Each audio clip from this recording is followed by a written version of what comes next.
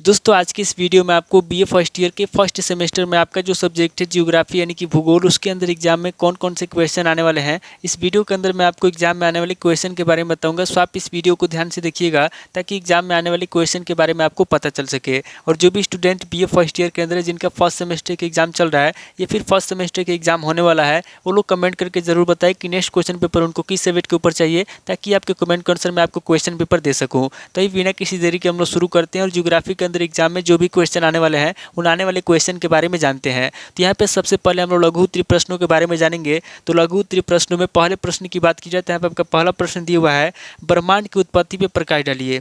पहला प्रश्न कह रहा है जो ब्रह्मांड की उत्पत्ति है, यहाँ पे आपको ब्रह्मांड की उत्पत्ति पे प्रकाश डालना है। अब अगले क्वेश्चन की बात की जाए तो यहाँ पे आपका दूसरा क्वेश्चन दिया हुआ है, पृथ्वी की गति पर टिप्पणी लिखिए। दूसरा क्वेश्चन कह रहा है जो पृथ्वी की गति है, यहाँ पे आपको पृथ्वी की गति पर टिप्पणी लिखना है। अब अगले क्वेश्चन की बात की जाए तो यहाँ पे आपका तीसरा क्वेश्चन दिया हुआ है, पृथ्वी के आंतरिक भाग की भौतिक अवस्था का वर्णन कीजिए। तीसरा क्वेश्चन कह रहा है जो पृथ्वी का आंतरिक भाग है, यहाँ पे आपको पृथ्वी के आंतरिक भाग की भौतिक अवस्था का वर्णन करना है। अब अगले क्वेश्चन की बात की जाए तो यहाँ पे आपका चौथा क्वेश्चन दिया हुआ है, भू संतुलन को परिभाषित कीजिए। चौथा क्वेश्चन कह रहा है जो भू संतुलन है, यहाँ पे आपको भू संतुलन को परिभाषित करना है। अब अगले क्वेश्चन की बात की जाए तो यहाँ पे आपका पांचवा क्वेश्चन दिया हुआ है, भारत की भूकंप पेटियों का वर्णन कीजिए। पांचवा क्वेश्चन कह रहा है जो भारत की भूकंप पेटियां हैं, यहाँ पे आपको भारत की भूकंप पेटियों का वर्णन करना है। अब अगले क्वेश्चन की बात की जाए तो यहाँ पे आपका छठा क्वेश्चन दिया हुआ है, आग्नेय शैलों की विशेषता स्पष्ट कीजिए। छठा क्वेश्चन कह रहा है जो आग्नेय शैल है, यहाँ पे आपको आग्नेय शैलों की विशेषता स्पष्ट करना है।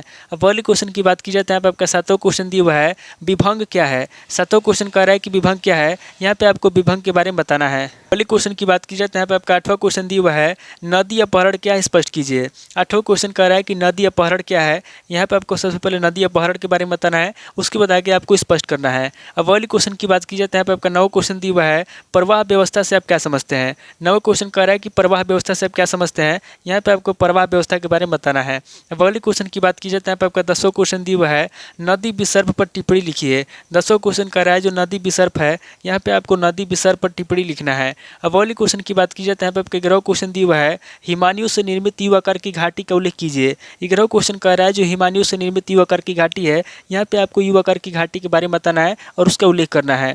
अब अगले क्वेश्चन की बात की जाए तो यहाँ पे आपका 12वां क्वेश्चन दिया हुआ है, वायु दाब क्या है। 12वां क्वेश्चन कह रहा है कि वायु दाब क्या है, यहाँ पे आपको वायु दाब के बारे में बताना है। अब अगले क्वेश्चन की बात की जाए तो यहाँ पे आपका 13वां क्वेश्चन दिया हुआ है, व्यापारिक हवाओं पर टिप्पणी लिखिए। 13वां क्वेश्चन कह रहा है जो व्यापारिक हवाएं हैं, यहाँ पे आपको व्यापारिक हवाओं पर टिप्पणी लिखना है। अब अगले क्वेश्चन की बात की जाए तो यहाँ पे आपका 14वां क्वेश्चन दिया हुआ है, चक्रवात क्या है। 14वां क्वेश्चन कह रहा है कि चक्रवात क्या है, यहाँ पे आपको चक्रवात के बारे में बताना है। अब अगले क्वेश्चन की बात की जाए तो यहाँ पे आपका 15वां क्वेश्चन दिया हुआ है, वर्षा के विभिन्न प्रभाव की व्याख्या कीजिए। 15वां क्वेश्चन कह रहा है जो वर्षा के विभिन्न प्रभाव हैं, यहाँ पे आपको वर्षा के विभिन्न प्रभाव की व्याख्या करना है। अब अगले क्वेश्चन की बात की जाए तो यहाँ पे आपका 16वां क्वेश्चन दिया हुआ है, गल्फ स्ट्रीम जलधारा पर एक टिप्पणी लिखिए। 16वां क्वेश्चन कह रहा है जो गल्फ स्ट्रीम जलधारा है, यहाँ पे आपको गल्फ स्ट्रीम जलधारा पर टिप्पणी लिखना है। अब अगले क्वेश्चन की बात की जाए तो यहाँ पे आपका 17वां क्वेश्चन दिया हुआ है, महासागरीय निक्षेप से आशय स्पष्ट कीजिए। 17वां क्वेश्चन कह रहा है जो महासागरीय निक्षेप है, यहाँ पे आपको महासागरीय निक्षेप से आशय स्पष्ट करना है। अब अगले क्वेश्चन की बात की जाए तो यहाँ पे आपका 18वां क्वेश्चन दिया हुआ है, जीवमंडल के विकास व विस्तार का वर्णन कीजिए।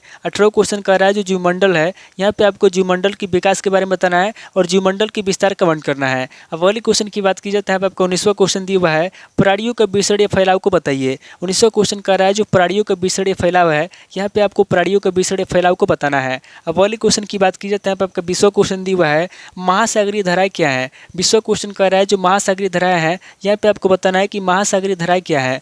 तो टोटल आपके 20 क्वेश्चन हो गए जो आपसे लघु उत्तरीय प्रश्न में पूछे जाएंगे। आगे हम लोग दीर्घ उत्तरीय प्रश्नों के बारे में जानेंगे। तो यहाँ पे दीर्घ उत्तरीय प्रश्नों में पहले प्रश्न की बात की जाए तो यहाँ पे आपका पहला प्रश्न दिया हुआ है, पृथ्वी की उत्पत्ति संबंधित अन्य सिद्धांतों की विवेचना कीजिए। पहला क्वेश्चन कह रहा है जो पृथ्वी की उत्पत्ति है, यहाँ पे आपको पृथ्वी की उत्पत्ति संबंधित जो भी अन्य सिद्धांत है, अन्य सिद्धांतों के बारे में आपको बताना है। अब अगले क्वेश्चन की बात की जाए तो यहाँ पे आपका दूसरा क्वेश्चन दिया हुआ है, जेम्स जीन्स और जेफरी के ज्वार भाटा सिद्धांत का वर्णन कीजिए। दूसरा क्वेश्चन कह रहा है जो जेम्स जीन्स है और जो जेफरी है, यहाँ पे आपको जेम्स जीन्स और जेफरी के ज्वार भाटा सिद्धांत के बारे में बताना है। अब अगले क्वेश्चन की बात की जाए तो यहाँ पे आपका तीसरा क्वेश्चन दिया हुआ है, महासागरों तथा महाद्वीपों की रचना कैसे हुई, प्रमुख साध्यों का वर्णन कीजिए। तीसरा क्वेश्चन कह रहा है जो महासागर तथा महाद्वीप है उसकी रचना कैसे हुई। यहाँ पे आपको बताना है कि महासागर तथा महाद्वीपों की रचना कैसे हुई, उसके बाद आगे आपको प्रमुख साधकों को कमेंट करना है।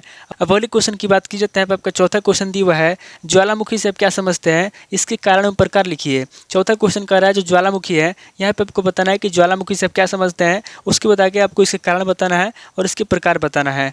अब अगले क्वेश्चन की बात की जाए, यहाँ पे आपका पांचवा क्वेश्चन दिया हुआ है भूकंप के प्रभाव कमेंट कीजिए। पांचवा क्वेश्चन कह रहा है जो भूकंप है, यहाँ पे आपको भूकंप के प्रभाव कमेंट करना है। क्वेश्चन की बात की जाए, यहाँ पे आपका छठा क्वेश्चन दिया हुआ है प्लेट विवर्तनिकी सिद्धांत कमेंट कीजिए। छठा क्वेश्चन कह रहा है जो प्लेट विवर्तनिकी सिद्धांत है, यहाँ पे आपको प्लेट विवर्तनिकी सिद्धांत के बारे में बताना है। अब अगले क्वेश्चन की बात की जाए, यहाँ पे आपका सातवां क्वेश्चन दिया हुआ है आग्नेय चट्टानों की उत्पत्ति, प्रकार एवं विशेषताओं का विश्लेषण कीजिए। सातवां क्वेश्चन कह रहा है जो आग्नेय चट्टानें हैं, यहाँ पे आपको आग्नेय चट्टानों की उत्पत्ति के बारे में बताना है, प्रकार बताना है और उसकी विशेषताओं का विश्लेषण करना है। अब अगले क्वेश्चन की बात की जाए, यहाँ पे आपका आठवां क्वेश्चन दिया हुआ है हिमनद के अपर्दन से निर्मित भूदृश्य कमेंट कीजिए। आठवां क्वेश्चन कह रहा है जो हिमनद है, यहाँ पे आपको हिमनद के अपर्दन से निर्मित भूदृश्यों के बारे में बताना है और भूदृश्यों का कमेंट करना है। अब अगले क्वेश्चन की बात की जाए, यहाँ पे आपका नौ क्वेश्चन दिया हुआ है सूर्य तपन क्या है, भूपृष्ठ पे सूर्य तपन के असमान वितरण के कारणों की व्याख्या कीजिए।